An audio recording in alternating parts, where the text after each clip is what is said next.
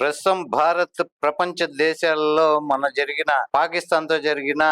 Pahalgam incident కి బదులుగా operation Sindoor పేరుతో భారత్ చేపట్టిన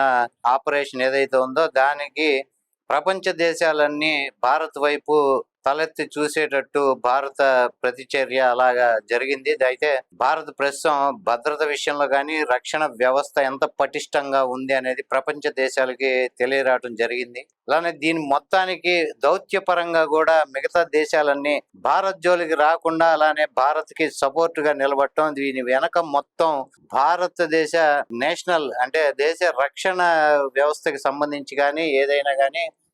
జాతీయ భద్రతా సలహాదారు అజిత్ దోవల్ ముఖ్య పాత్ర వహించడం జరిగింది. గత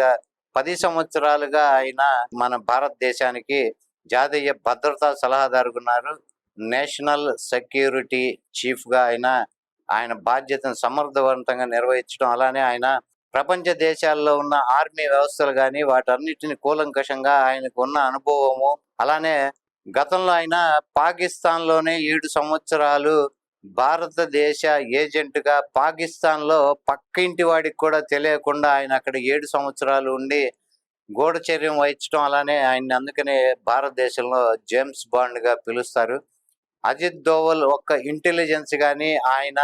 ఇంప్లిమెంటేషన్ కానీ ఆయన తీసుకున్న నిర్ణయాన్ని ఎలా ఇంప్లిమెంట్ చేయాలి, సక్సెస్ఫుల్ గా దాన్ని ఎలా అమలు పరచాలనే దానిలో ఆయనకున్న అనుభవం కానీ ఆయన తెలివితేటలు కానీ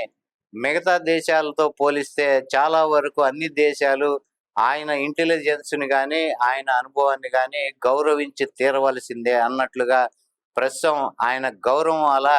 ప్రపంచవ్యాప్తంగా కూడా అందరికీ తెలిసేట్టు, అలానే ప్రపంచవ్యాప్తంగా ఆయనకి గౌరవం ఇవ్వటం కూడా ఆ విధంగానే ఉంది. భారతదేశానికి ఆయన ఒక రత్నం లాంటి వాడు. మన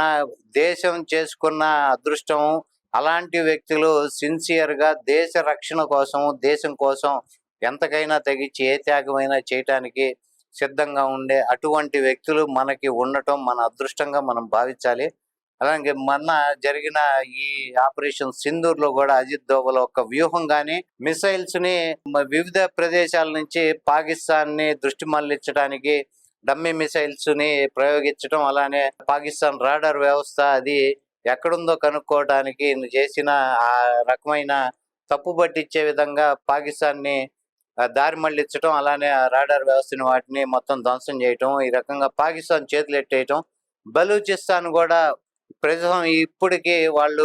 సెపరేట్ దేశంగా వాళ్ళు ఇండిపెండెన్స్ వాళ్ళు డిక్లేర్ చేసుకోవటము, వాళ్ళు సంబరాలు చేసుకోవటం, పాకిస్తాన్ కి రెండు పక్కల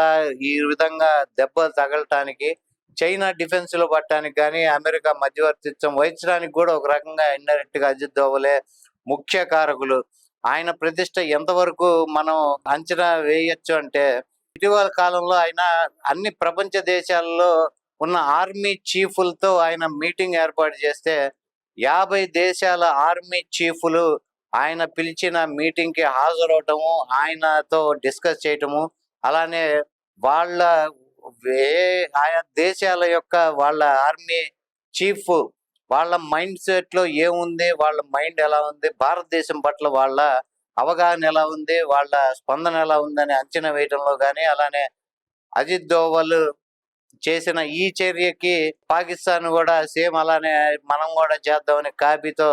కాపీ కొట్టి పాకిస్తాన్ కూడా ప్రపంచ దేశాల ఆర్మీ చీఫ్లను ఆహ్వానించడం, అలానే పాకిస్తాన్ ఆహ్వానం మేరకు కేవలం 3 దేశాలు మాత్రమే హాజరవడం, అది కూడా వాళ్ళ ఆర్మీ చీఫ్లు కాకుండా వాళ్ళ రిప్రజెంటేటివ్స్ ని దానికి పంపించటము,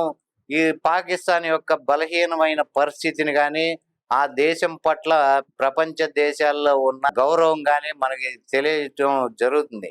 అజిత్ దోవల్ పట్ల ఉన్న గౌరవం కానీ ఆయన ఇంటెలిజెన్స్ మీద ఉన్న వాళ్లకు ఉన్న అవగాహన కానీ వాళ్లకు అజిత్ దోవల్ మీద ఉన్న గౌరవం కానీ ఇప్పుడు ప్రపంచ దేశాలు గుర్తించడం, అలానే భారతదేశానికి కూడా ఆయన సేవలు ఇన్ని రకాలుగా ఉపయోగపడటం, ప్రస్తుతం ఈరోజు రక్షణ వ్యవస్థలో కానీ భారతదేశ సెక్యూరిటీ బోర్డర్ సెక్యూరిటీ విషయంలో కానీ ఉగ్రవాదుల ఏరువేద కార్యక్రమంలో కానీ ఉగ్రవాద చర్యలకు ప్రతిచర్యగా వాళ్ళని ఒక్కొక్కళ్ళని మట్టు పెట్టడం కానీ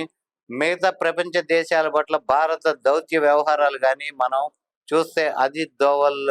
ఖచ్చితంగా భారత రత్నంగా మనం ఆయన్ని గుర్తించవచ్చు. అలానే భారత ప్రభుత్వం కూడా ఆయన సేవలను గుర్తించి త్వరలో ఆయనకి భారతరత్న కూడా ప్రకటిస్తే సముచితంగా ఉంటుందని చాలా మంది అభిప్రాయంగా ఉంది. కాబట్టి భారతదేశం కూడా ఆయన సేవల్ని ఇంత వినియోగించుకున్నందుకు గాని, ఆయన ఇంటెలిజెన్స్‌కి గాని, ఆయన సేవ, ఆయన త్యాగానికి గాని భారత ప్రభుత్వం కూడా అతి త్వరలో ఆయనకి భారత రత్న ప్రదానం చేస్తుందని ఆశిద్దాం.